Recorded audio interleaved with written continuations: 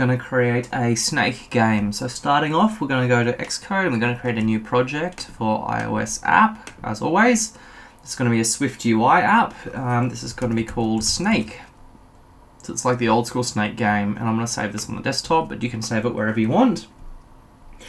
Now this Snake game, I'm just going to do this all in the one view. It's going to be quite a large content view, but it's going to hold everything that we need. So I'm just going to make it full screen and then resume. And now because I'm working in the one file, I can hide this sidebar, and I'm going to have a case up, down, left, and right, like that. And then we're also going to determine the size of the screen, so that way it works on any device. If we're using an iPad or an iPhone 13 or a 13 Pro Max, it's going to have a different screen size. So the next thing we're going to do is work out a minimum and maximum. So our min x is going to be the UI screen dot main dot bounds dot min x, which is already there. And we're going to do the same for max x, copy paste, but this is going to be max, x, and we're going to look for the max x as well. And we're going to do the same thing again, copy and paste for y and y. So now we know the minimum and maximum values for x and y. The next thing we're going to do is we're going to also have a timer that will control the snake's speed. So the snake will kind of change its speed at time intervals. Now, the snake size is used instead of a grid. It just helps us control the position of its itself and of its food. So we're going to have a state variable called start position, and it's a CG point. And we're going to set that to 0 to begin with, and that's going to be the start position of our swipe when we tap on the screen and swipe. This is actually going to be very difficult to play here on the simulator, but it'll make more sense when we're playing on a real device. We have our is started, and that's going to start with true, so that's going to say if the game is running or not. So did the user start to swipe? We're going to have our game over, and we're going to start with our game not being over. This is just when the snake hits the edge of the screen, because that's really the only time that the snake game will lose. And a direction, and I'm just going to start making the snake go down. So that will change depending on up, down, left, or right, depending on when we tap and when we move, or where we swipe really. And we have our pos array, which is going to be a list of CG point, and it's going to be x0, y0, and so that's going to be basically all of the snake's body positions. Remember, the snake is like a list of squares, so to speak, an array of squares. The last thing is a food position. That's a CG point.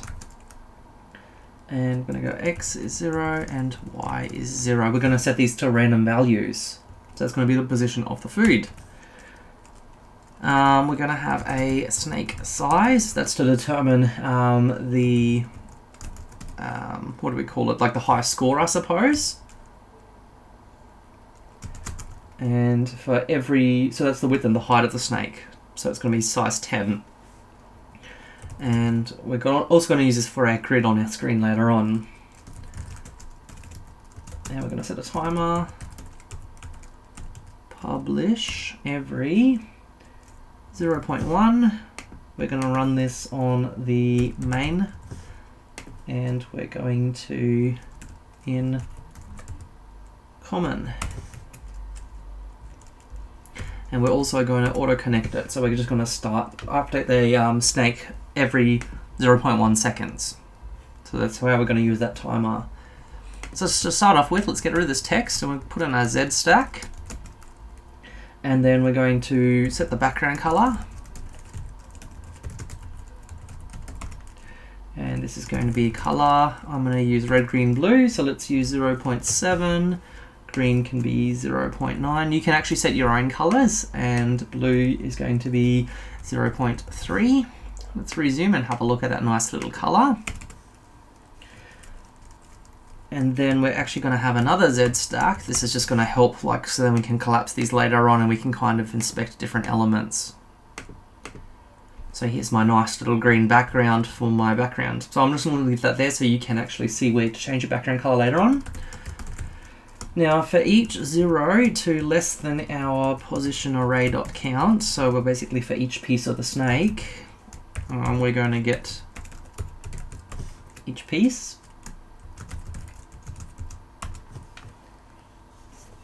And we're going to create a rectangle.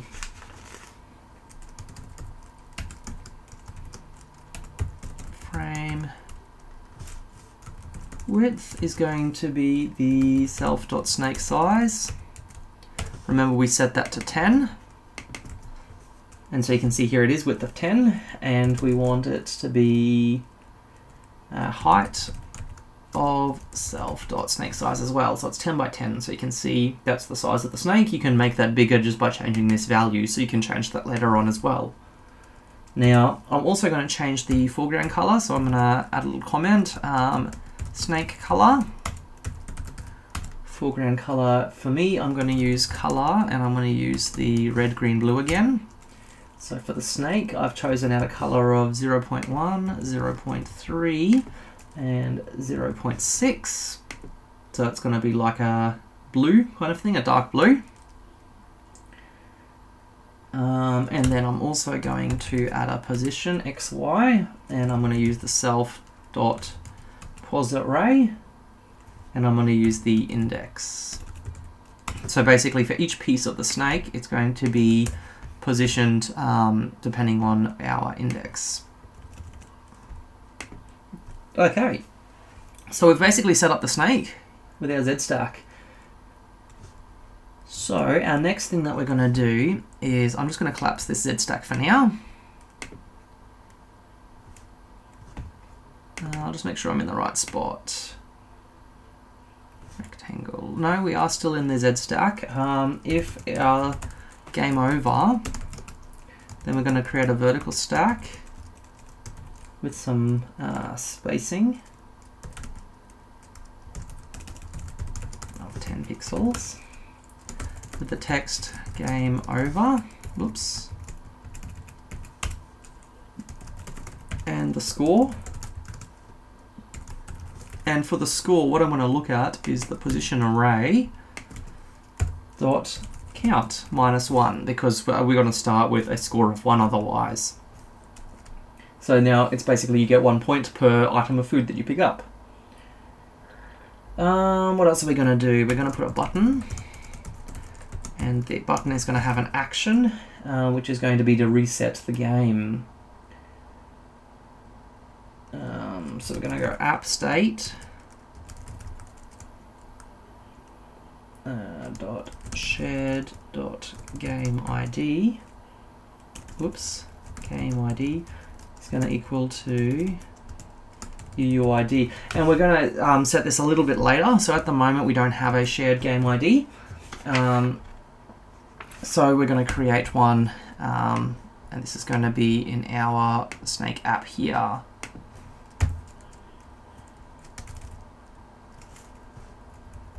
Yeah, we'll set this up a little bit later.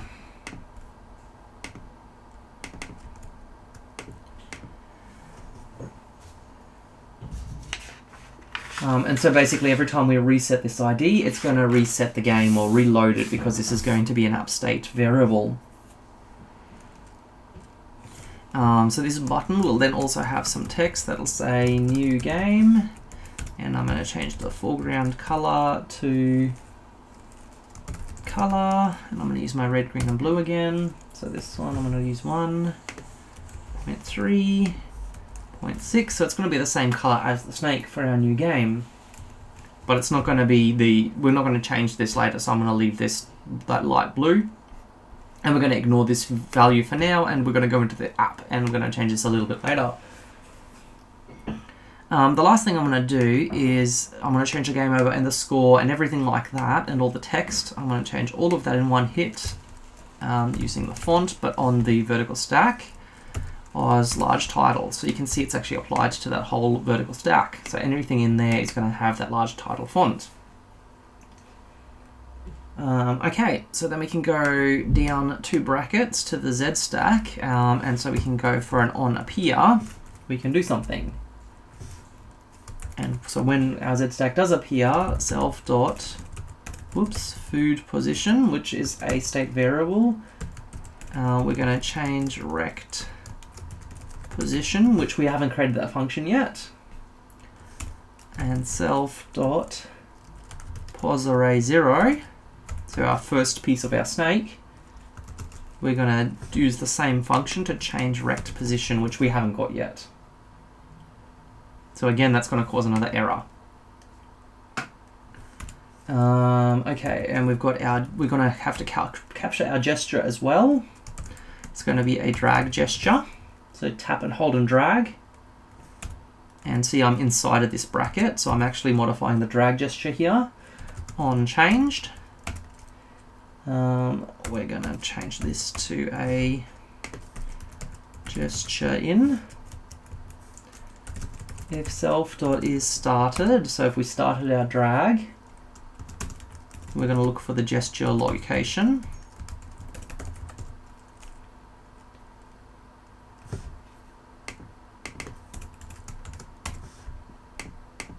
This is going to go in here. So we're going to set our self.startPos to our gesture location, and our self.is started, we're going to toggle as well. So that's like when we change our gesture. And then on ended, on ended. So once we've finished dragging, or we've lifted our finger from the screen, we're then going to need the gesture as well. And we're going to use the let x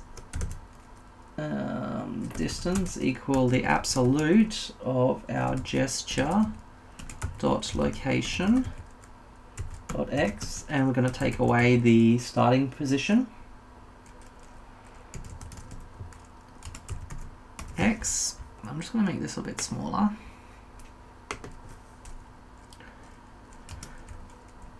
And then let our y distance equal the absolute of our gesture dot location dot y minus self dot start pos dot y. And so what we're looking at here is if which one is larger, like our up and down or our left and right, and which direction we went more, because we will move inevitably up and down a little bit and left and right a little bit if we're moving in one direction. So if our self dot start pos dot y is less than our gesture dot location dot y, and our y distance is greater than our x distance, then we know we are moving down. Self dot direction is going to equal direction dot down. And then we're going to use an else if self.startPos.y is greater than our gesture.location.y, and our y distance is greater than our x distance. Then we know we're moving up, so self.direction equals direction.up. So now we're looking at up and down, so that's nice and easy. So we're nearly done. So we're going to say else if self.startPos.x now is greater than gesture.location.x. Location x, and our y distance is now less than our x distance, then our self.direction is equal to our direction.right. And last but not least, self.startPosition.x is less than our gesture location x, and our y distance is less than our x distance. Because really, if we're moving further left and right than up and down, then we know we need it to move left or right, and then we just got to determine if it's less or left or right.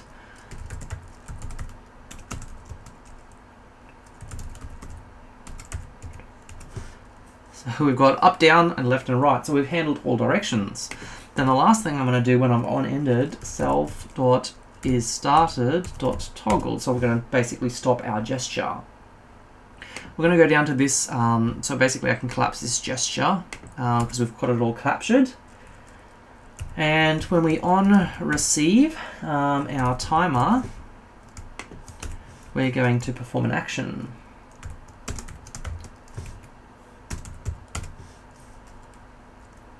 If not the case, that's self.gameOver. Self.change direction, which is a function that we haven't created yet. If self.posArray position 0 is equal to the self.food so we've actually hit one of the food items.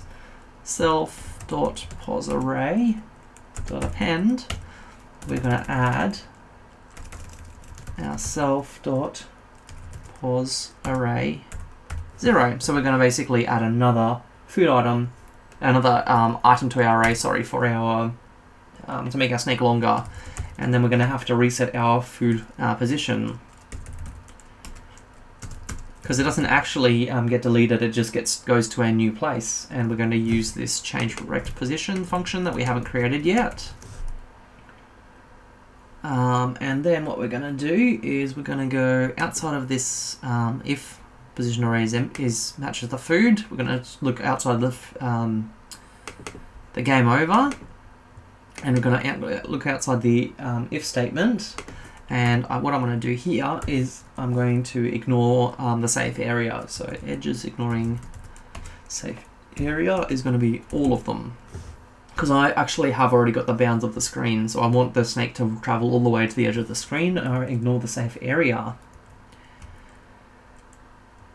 Okay, so from here I'm going to create a function called change direction first, actually. I'm just gonna if self.posArray position 0 x is greater than min x, or self.posArray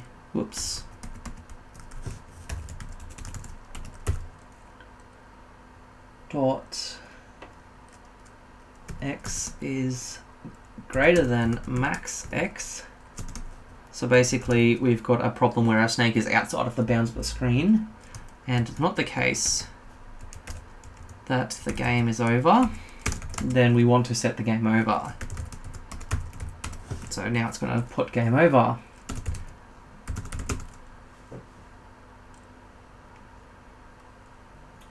Otherwise, if self.posArray position 0, so the head of the snake, dot y is less than our minimum y, or our self.posArray dot position 0 dot y is greater than our max y, and it's not the case that the game is over,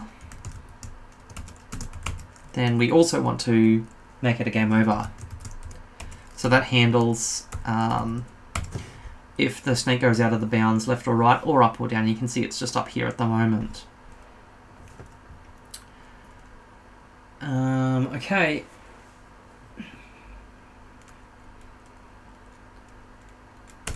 So then inside our change direction still, and we're going to create a variable called prev, and this is going to be our position array, the head of the snake, and if the direction is equal to down, dot down, because it's a it's an enum, like it's a list, so that's why it has the dot there. Self dot posArray position 0 dot y, adding the snake size. So basically we're kind of adding another piece at the back of the snake.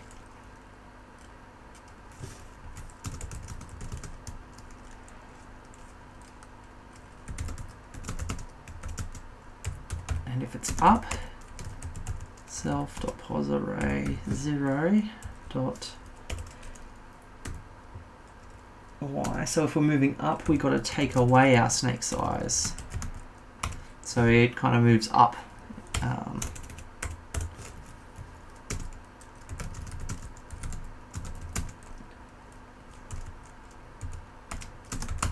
And if we're looking left, our self.posArray position 0 dot x is going to be adding the snake size. Otherwise, we must be going, so if it's not going down, up, or left, then we're going to the right.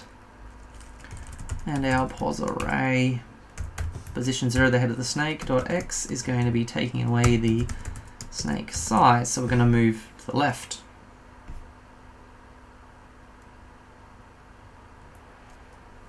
Okay. And then for index in 1 to less than posArray.count. So basically for each piece of the snake, let current equal posArray index. So that's our current piece, and posArray index dot equals previous, and then previous equals current. So we're iterating over our snake. That's pretty much that done. So here's our function change direction. So the next thing I'm going to do is I'm just going to create our, and I can actually see I've made a mistake where I've created this whole function is actually inside our Z stack. So I'm going to cut it, I'm going to have a look and make sure that it's outside of our body. And again, we've got that same error, the app state, so we can fix that later. And yeah, that's fine. So we're looking for self.position array because we're looking up here at a state, but we're only checking if the position array, so we're not actually changing the value. So I'm going to ignore that error for now. Our last function that we're going to do is, if you have a look in our Z stack, we had this change rect position, which we haven't actually used, and it is outputting something. So what it's going to be outputting is a CG point. And then we're going to let our rows equal an integer. That's going to be the max x divided by the snake size. So basically we divide the rows up, and then let columns equal integer of the max y dividing by the snake size as well. So then we're dividing our columns up, and let, this is our random position of our snake, random x equals int dot random between 1 and less than our rows. And I'm going to multiply that by the integer of the snake size. So that basically multiplies it by the column and puts it into a column. And we're going to do the same thing for y. Be the one random between the columns now. And again, multiply by the snake size. So then what we can do is we can return the CG point using the x and y, and we're going to use the random x for x and the random y for y. So that is pretty much it. So the last thing we've got to do is we've just got to add our app state, so that way we can toggle a new game, because each time we're going to pass a new UUID. Pretty easy to do. So I'm going to go into the snake app and I'm going to create this state object. What I want to do is create a global app state. It's an observable object, and it's going to have this ID that we're going to reset each time. So now the last thing I'm going to do is make the content view reliant on the app state, is by using the ID app state game ID. So now I can go back over to the content view and it will recognize the app state. So I'm going to use the command R to run, and we have a few errors. Let's have a look what they are. Error, we're using our position array. We've got to look at the head of the snake. So let's try that again.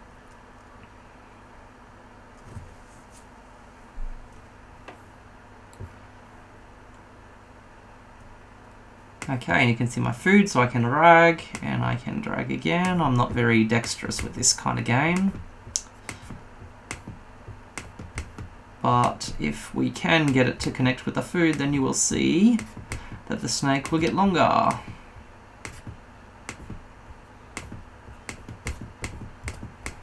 Oh, I'm terrible at this game.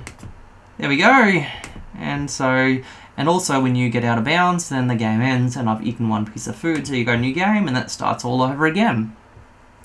Final run through of the code, so I'm just going to close my simulator and stop my preview. So we have our state object app state, which is using the app state shared that we created down here, and our content view is now reliant on it. Then we can go to our content view, and I'm just going to hide my preview for now. And I'm also going to close this side view, and I want to scroll through really slowly so you can pause the video at any stage to double check any piece of your code.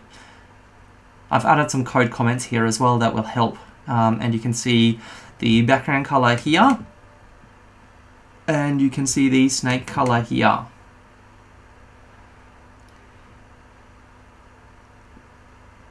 You can also see the food color here.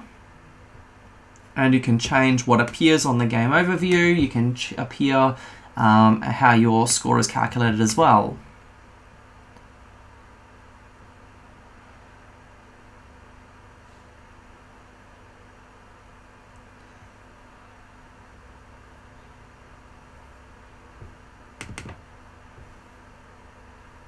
Cool. So with your view, basically, we've got a Z stack for each of our positions, and then inside of that we have a Z stack, and outside of that, when our view appears, we set our food positions, etc. And you can see all of your gestures and our timers. So here's your gestures and your timers. And so if I close my body, then you can also see, so we've got our body, we've got our change direction function and our change rectangle position function.